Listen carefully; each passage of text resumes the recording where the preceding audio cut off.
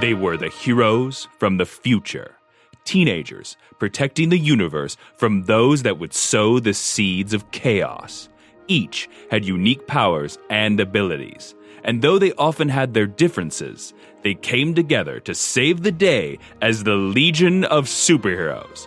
Now, you can be a part of their adventures and learn the history of the future in the Legion Clubhouse. This week on the Legion Clubhouse, let's talk about the ultimate sacrifice. Action Comics number 591, Past Imperfect. Published August 1987. Written by John Byrne with art by John Byrne and Keith Williams. Synopsis: it's Superman versus Superboy, with the fate of all reality in the balance.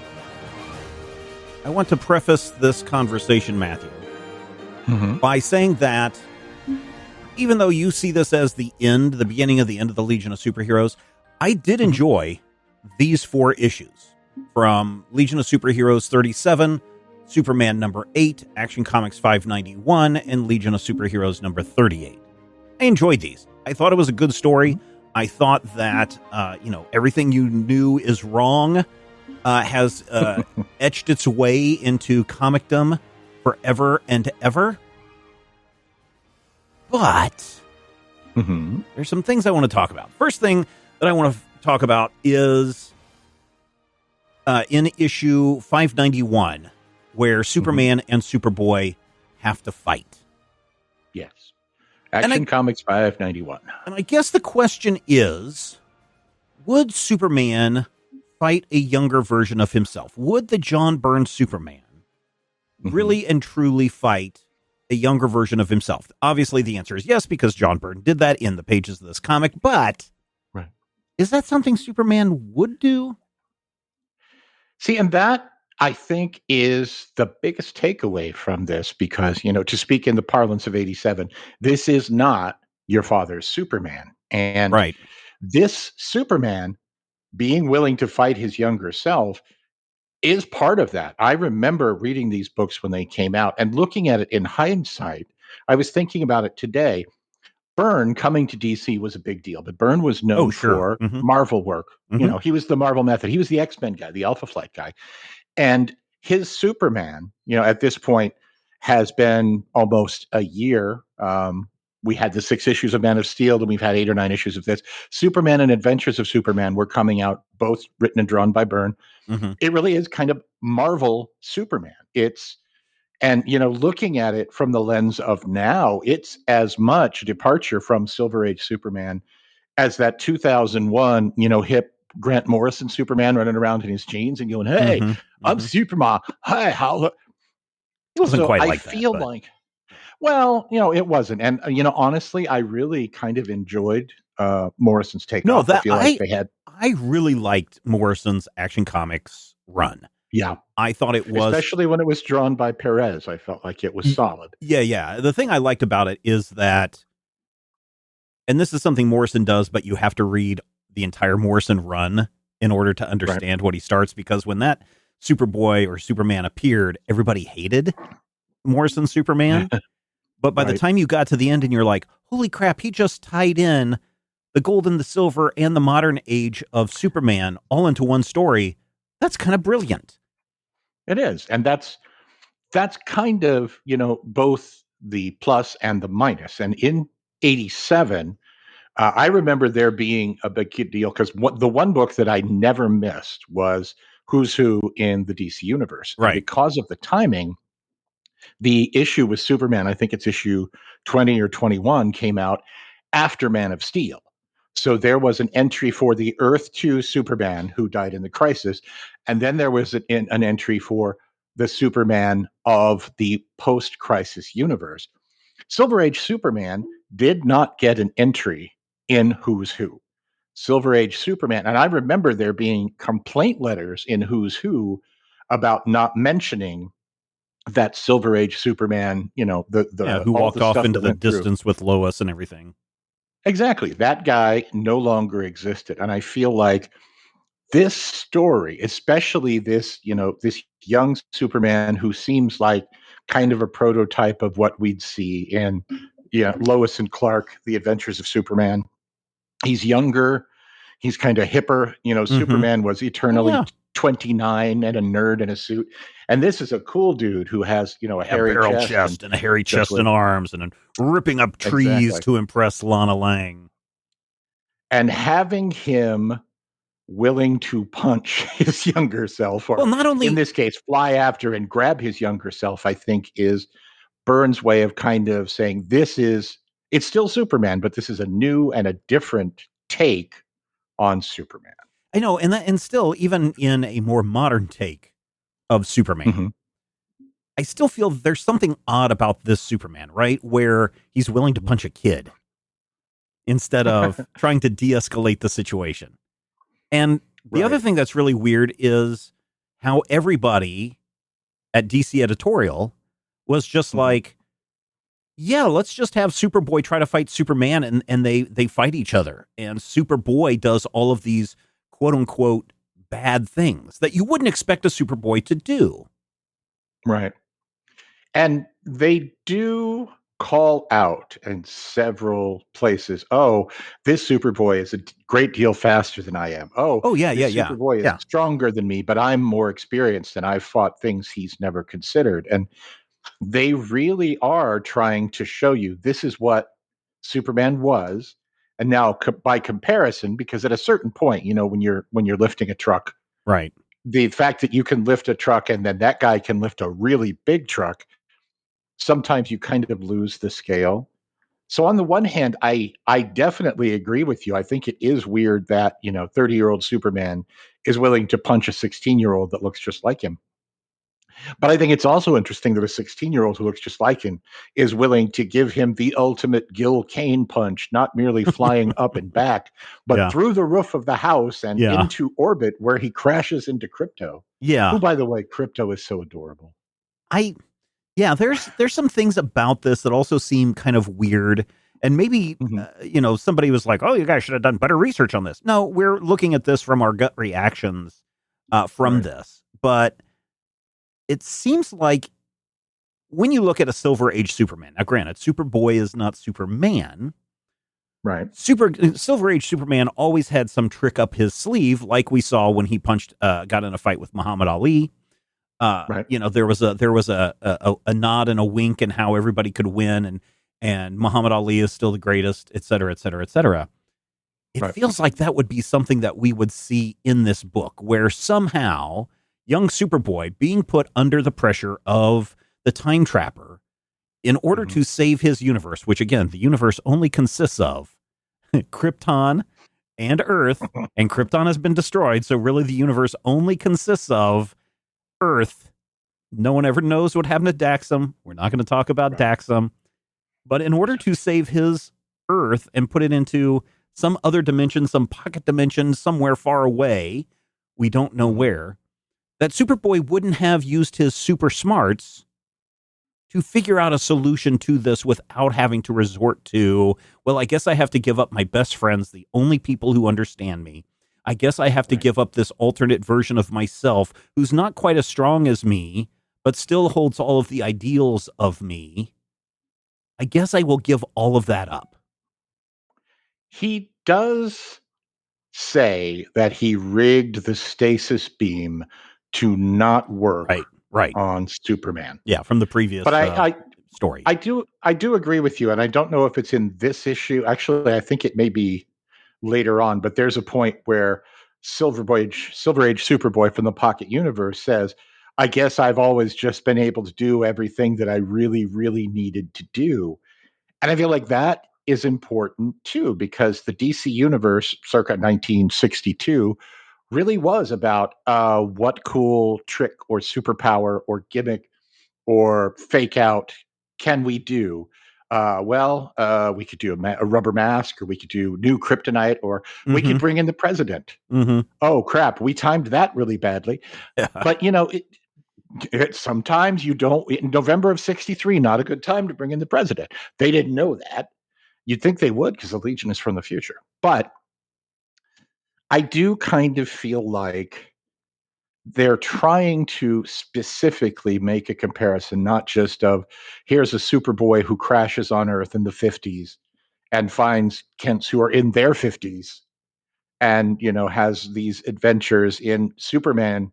And I don't like this because Superman calls it out. This looks like an idealized version of a typical small town. Yeah, and that is, especially in light of today's politics, Yeah. this version of Superboy and the Silver Age of Superboy is when people talk about taking us back to a time when everything in America was great. This is what they're referring to. And even in that sense, that Smallville never existed, because you don't see kids chasing someone of color down the street with a bat. You don't see people, high crime rates. You don't see people who are gay and hiding it and having secret trysts out in the forest. You don't see mothers who are trying to cope with being forced to stay at home after coming off a post-World War II job boom for them. Boom or boon. You can take it either way in that case.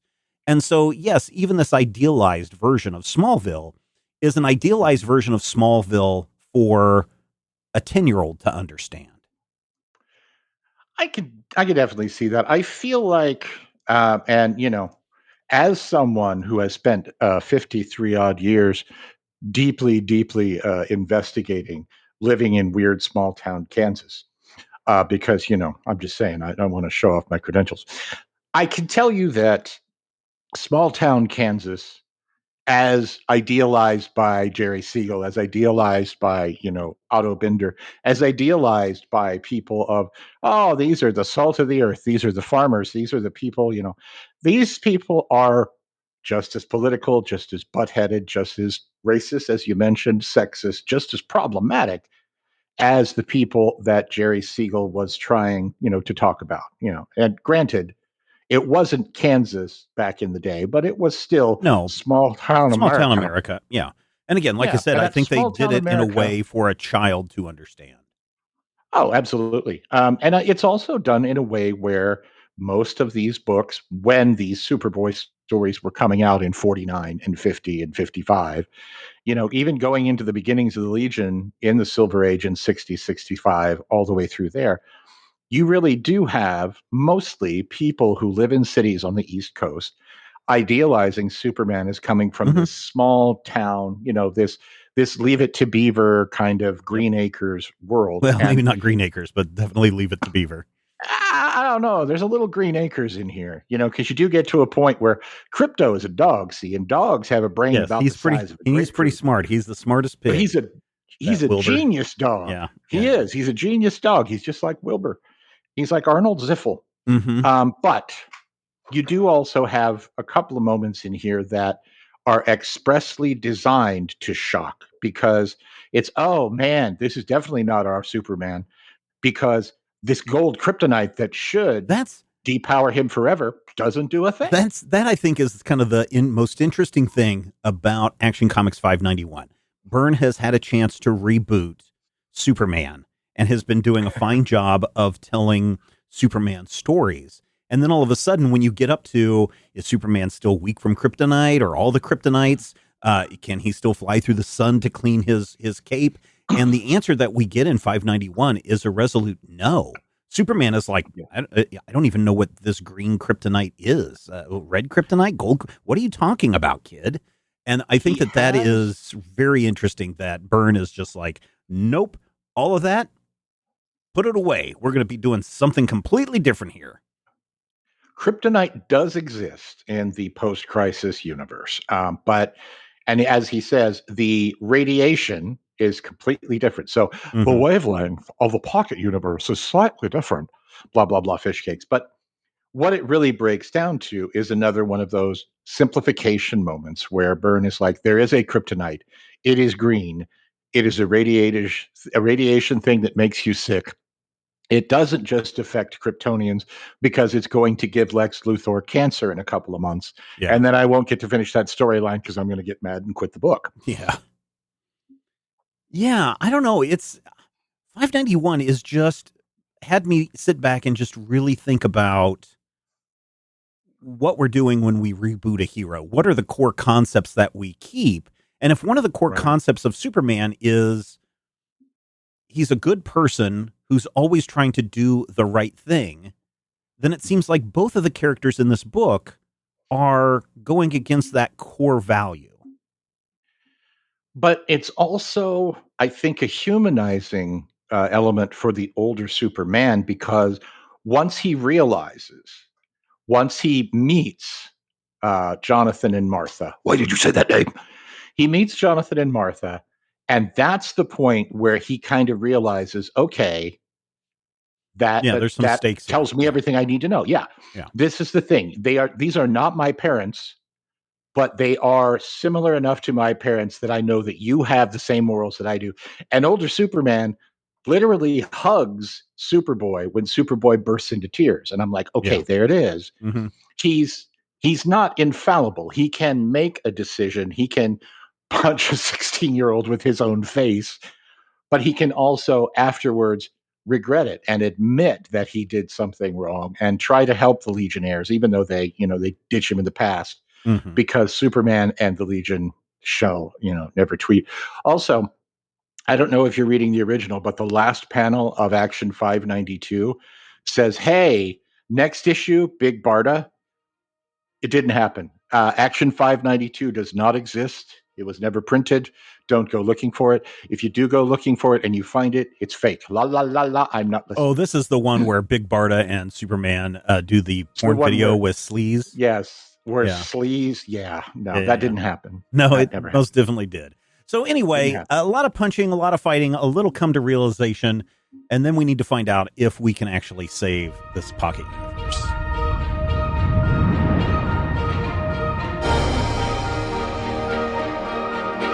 If you enjoy the show, we would appreciate your support. You can find out more and become a Legion Clubhouse member at patreon.com/major spoilers.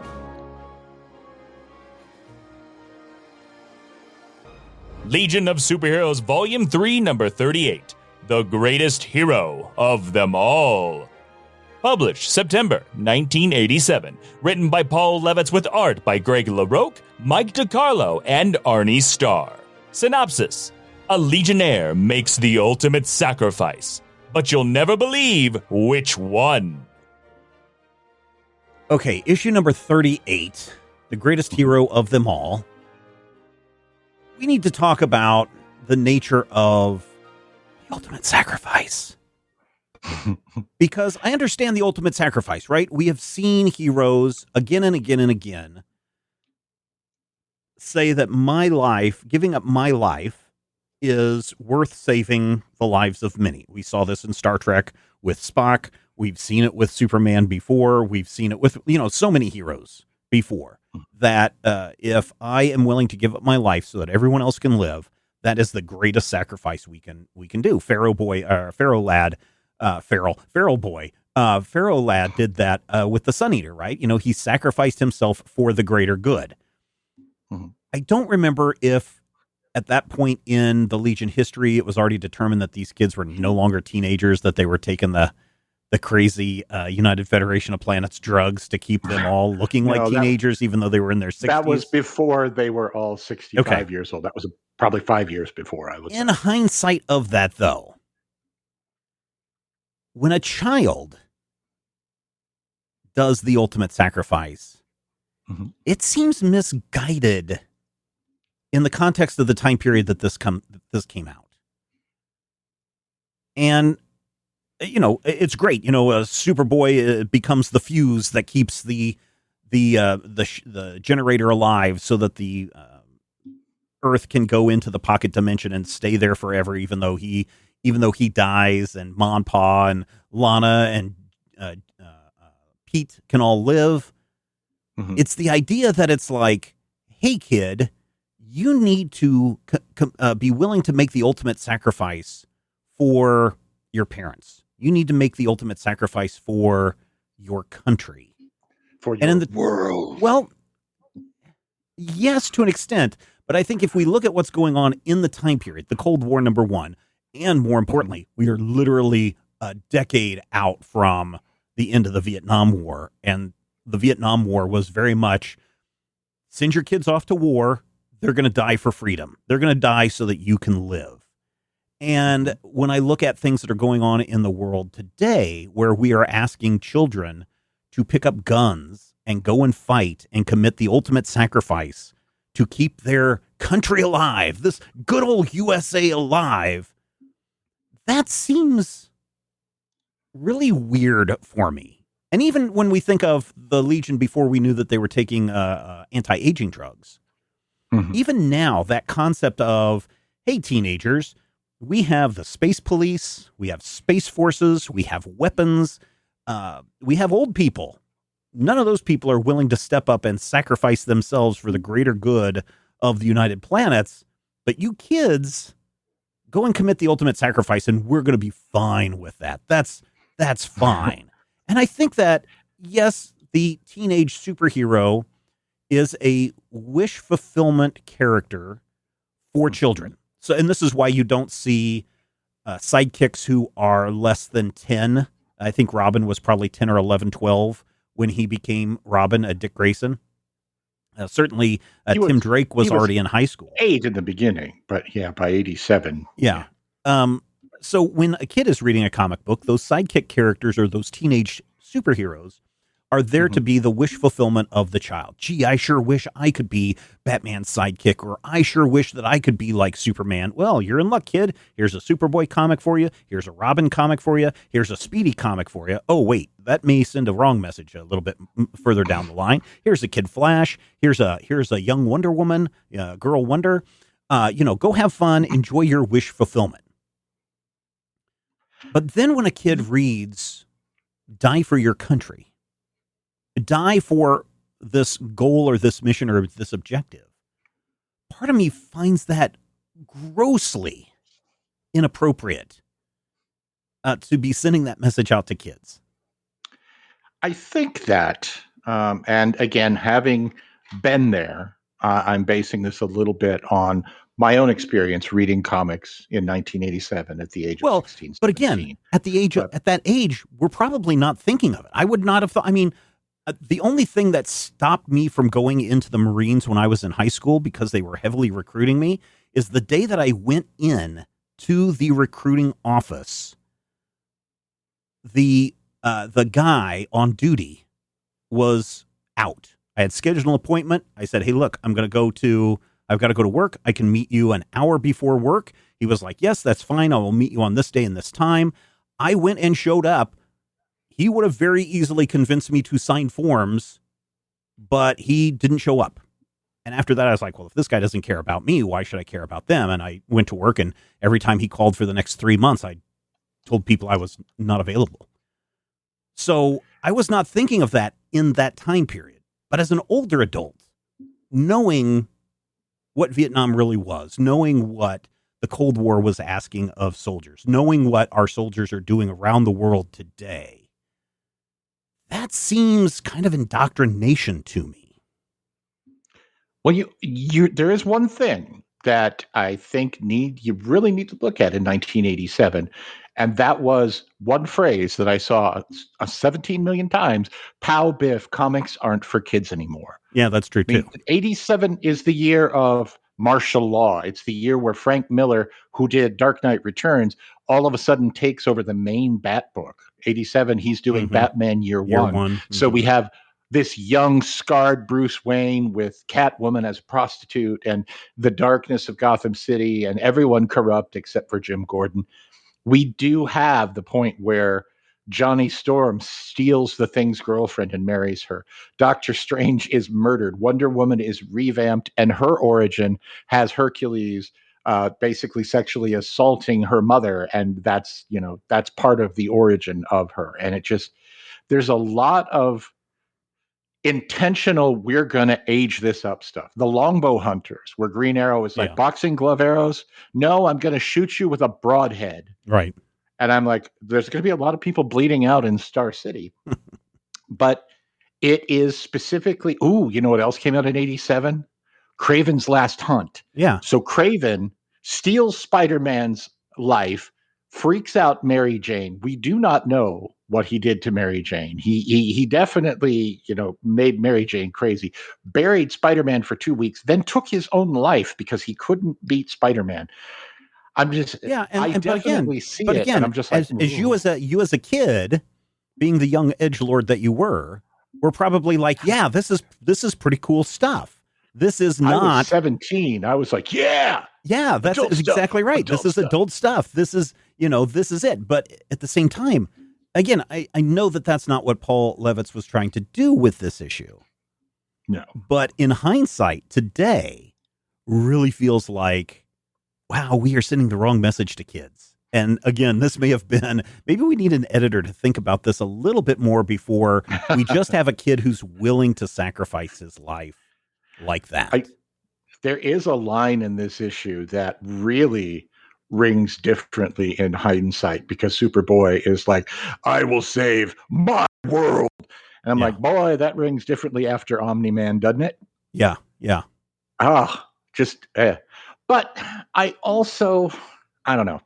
I know like I'm being, some people listening are just like, wow, Stephen, you're really overreacting to this issue. That is really a great send-off for the Silver Age Superboy. And you're right. But again, I'm looking at this through the lens of today. Right. And this is a thing. I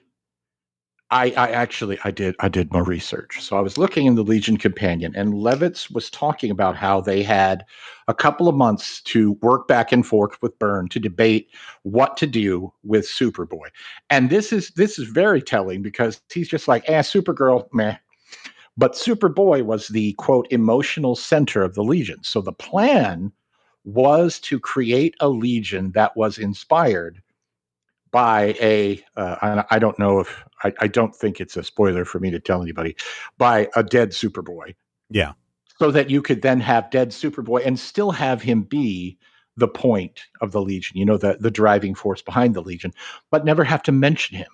If you actually look in the background, in the final panel, you will see the roster of dead Legionnaires. Mm-hmm. And on the very left is this girl with a headband who no longer exists, and nobody knows who she is. But she's definitely here in this issue. She doesn't exist anymore because she was wiped from the timeline at the end of 1986. And I feel like that's an important hint as to what they were going to do. They were going to have the Legion on a basis of a dead Superboy. So they can't, Superman editorial says, we don't want Superboy to be constantly a part of this. You throw Superman in, he's dead. They can then reference the ultimate sacrifice, but they don't have to explain it. Yeah. They don't have to talk about it. I forget, one of the boots of the Legion, wasn't it always that, where they never traveled back in time, but they were basing everything on this? I think this was the second Mark Waid run of the Legion, where they were basically like, no, we grew up reading all the pop culture. We know all the comic books. We know all the references to the superheroes of the past, kind of like the Green Lantern, Green Arrow Star Tour service, where we know all these things. So we're going to base our goals on what we know of this 21st century superheroes, but we're going to apply it to our stuff today. Yeah, the Earth, it's been, in hindsight, it's been designated the Earth Prime Legion, the 2005 reboot, what I call the WKRP, the Wade Kitson reboot period Legion. Yeah, and part of the reason it was Earth Prime is, if you remember pre-Crisis, Earth Prime was a world where all of the comics of the DC universe were being printed. It was implicitly, quote unquote, our world. Yeah. But yes, that Legion that popped up in 2005 was driven by the comics of the Silver Age and the Bronze Age. And they arose talking about the legends of Superman. It would have been nice. Wonder Woman. It would have been nice if they would have figured that out, maybe a decade sooner, 2 decades sooner, where right here, instead of having to kill Superboy, I mean, yes, I don't know. I think that the Crisis should have done something, a wave of some kind, and them just saying, oh no, we've always based our beliefs on, these stories of these legends from long ago, but whatever, they can't do anything about it now. I mean, they've tried multiple times, but, yeah, it's interesting. And again, I like the story. I like the ending. I like some of the subplots that develop in issue 38, but it really just made me feel a little awkward to think about the youth and how we treat them as cannon fodder too often times. It's definitely, I mean, it's in there. It's kind of an underlying tone, but yeah, it's also interesting to me. Greg LaRocque, who penciled this issue, Superboy is his favorite character. Oh, cool. And when he found out that he was going to be drawing the issue that killed Superboy, basically, that was at the point in time meant to be the last Superboy story ever. Apparently, LaRocque actually worked with the editor, Karen Berger, who later founded Vertigo and really did everything good at DC Comics throughout the 80s. Gave him a little bit of extra time. They worked out a schedule to which he could really devote more time to this issue. And it does really show, especially in the big 2-page spread at the end. There's one about halfway through the book as well. When Superboy does finally die, and again, spoilers, Superboy died in 1987, he collapses and Mon-El is like, no, don't die. But he throws them in the time bubble and uses the last of his energy strength, to get them home. Yeah. And at that point, you're just like, okay, this is our new Legion. This is our new thing. Superboy gave everything, and stuff's coming up with the dead Legionnaires. But it is important that we see Superboy expire on panel. He dies in Mon-El's arms in the multi-lab of the Legion. So it's nothing where there's there can't be any ambiguity, because Paul Levitz has gone on the record as saying, if I don't kill them on panel, then it probably wasn't really. Yeah. I'm not mentioning any names, but if they didn't die on panel, say in issue 27, maybe something weird is going on. So they did make a point of, we are killing Superboy. We are putting basically a capstone. We're putting the end of that Silver Age Legion. So 1958 to 1986, blah, blah, blah, fish cakes. Kind of like they did when they killed off Barry Allen, kind of like they did when they killed off Supergirl and then made it so she never existed in the first place. I'm not bitter about these changes. So, you ever think about what 2024's internet culture would think about the Superboy retcon? Can you just imagine these people? I mean, I can. I don't want to think about this. The one thing that I don't either. The one thing that triggered me when I think it was in issue 2 of this 4-issue arc, when it was revealed that it's a pocket universe that the Time Trapper has been shifting everyone to. My first thought was, oh, please God, don't turn Superboy into Superboy Prime. Please don't turn him into that horrible, creature that ruined a lot of DC storytelling years later, and fortunately did not, because again, he died. Yep. I also wonder. Prime already exists in 87, by the way. I wonder. Let me ask you this: do you think it would have been better to flip the 2 issues around, where the fight, everything that happened in 591 should have really been in 38, and then the death of Superboy should have been in 591, since Action Comics is the place where they met up? No. Okay. No, and I think that the death of Superboy had to happen here, but for 2 reasons. Because of one, Legion centric.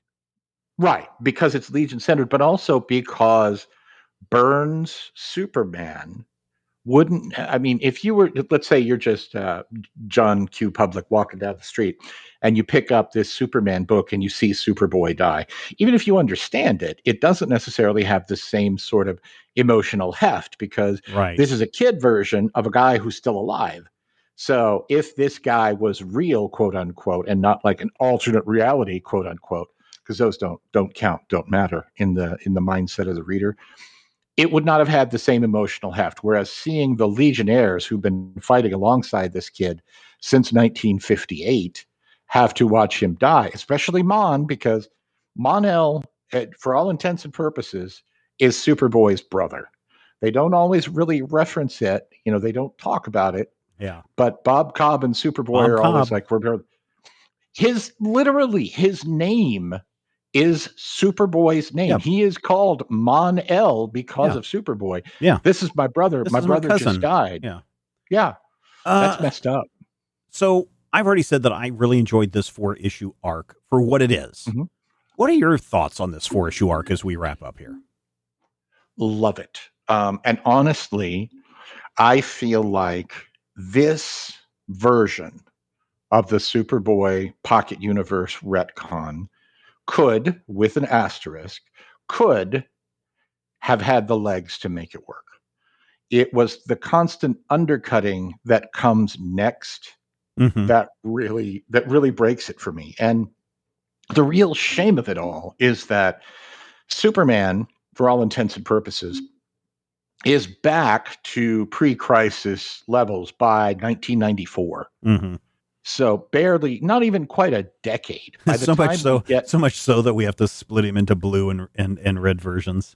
Exactly. By the time we get to 97 and the reformation of the Justice League in with Grant Morrison's league, the Grant Morrison Howard Porter League, that is a Superman who is absolutely as powerful as Silver Age Superman, as powerful as Martian Manhunter. So all of this, in hindsight, is what old Stan used to call the illusion of change.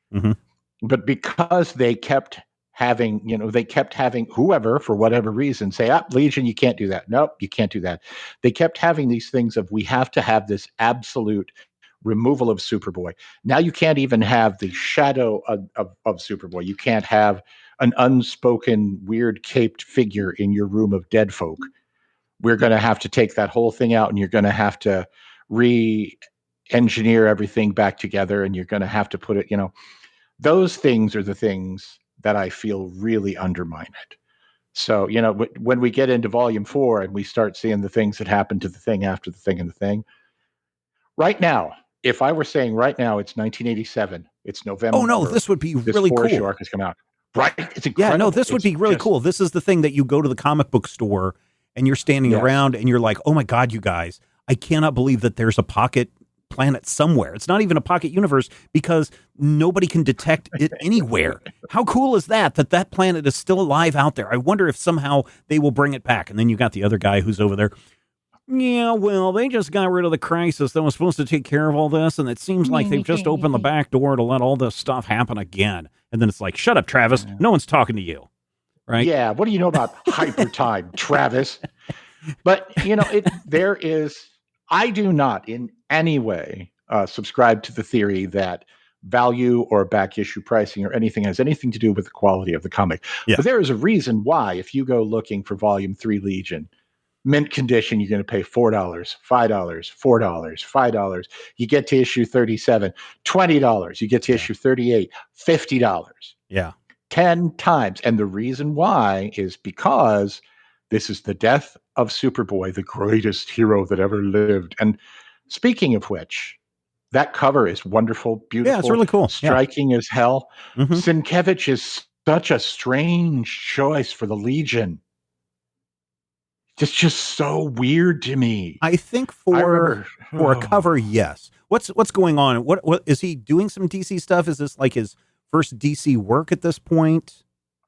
I don't know. I know that he's primarily a Marvel guy in '87 because he would have done his run on Moon Knight. He would have done New Mutants. Yeah. Strange Attractors comes up in there somewhere. I don't remember that book that he did with Alan Moore, whether that had come out in '87. What was that? Big Numbers? Oh, I don't know. I think that was coming out in 1987. But Sienkiewicz is, he's a big deal. He's a really impressive artist. but then not to like do Byrne, any interiors. He's a Marvel guy. Yeah, not to do any interiors, but only to do the cover for this one issue. I don't know if this was a hype month. DC does that now. Both publishers do this now, where it's like, this month we are doing all of our hero variant covers as Disney characters. Or this month, years ago, it was one of the last times I ever bought a bunch of variant covers when they had the Darwin Cook variant cover Memorial Month, where it was just all these covers of artwork by Darwin Cook. And yeah, it seems like a stunt they may have pulled. This month, you'll want to go to the store to get Sienkiewicz's run on every DC title we have coming out. And they paid him a ton of money, and he's just like, "Wah, ha, ha, ha." Anyway, so in hindsight, even though you know that this is the beginning of the end of your beloved Legion, you still enjoyed this story. Could have been worse. I love this arc. This is a fabulous arc. I would say that there are two arcs. There are two chunks of story in Volume 3 of the Legion that outdo this. The first is that first 5-issue stretch against the Legion of Supervillains. Yeah. And the second is the Magic Wars. Oh, okay. And the Magic Wars is a coming. But yeah, this is top 3 Legion Volume 3. This is really even more stuff. so than Great Darkness Saga. See, Great Darkness Saga was Volume 2 Legion. I would say Great Darkness Saga. It goes Great Darkness, Legion of Supervillains, Magic War. Nah, it's hard to say. Magic Wars, greatest story ever told, tie for 3rd, and then in 5th place you have that one story with Clordney, where they messed with Superboy's head and was like, "Ha ha, we made up a whole thing just to mess with you. Ha ha, you suck." All right, there you go, ladies and gentlemen, as our look at the death of Superboy.